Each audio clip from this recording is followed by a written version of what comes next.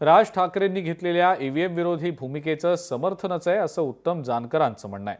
उत्तम जानकर हे राज ठाकरेंची भेट घेऊन त्यांना पुरावे देखील देणार असल्याचं समजतंय। ईव्हीएम विरोधी लढा राज ठाकरे यांना पक्षवाढीसाठी मदत करेल असं सुद्धा उत्तम जानकर यांचं म्हणणं आहे। बॅलेट पेपरच्या मुद्द्यावर मी आजही राजीनामा द्यायला तयार आहे असंही उत्तम जानकर म्हणाले। तर दुसरीकडे शिवसेनेच्या नेत्या मनीषा कायंदे यांनी राज ठाकरेंना ईव्हीएम बाबत अभ्यास करण्याचा सल्ला दिलाय।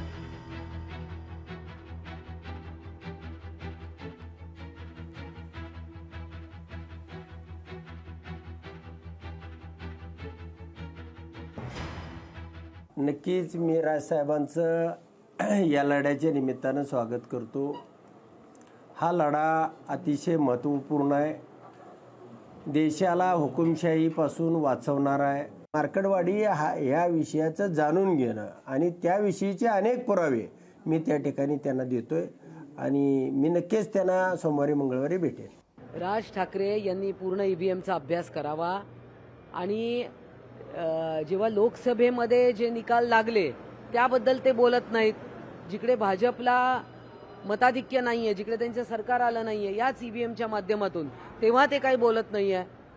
परंतु अहो, तुमचा एकही आमदार निवडून नाही आला आणि तुम्ही 100 जागा जिंकण्याचा दावा केला होता।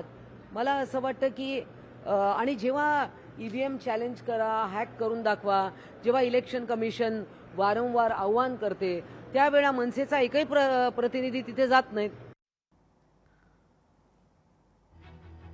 याबद्दल काँग्रेसचे नेते सतेज पाटील यांनी नेमकं काय म्हटलंय आपण ते देखील पाहूया।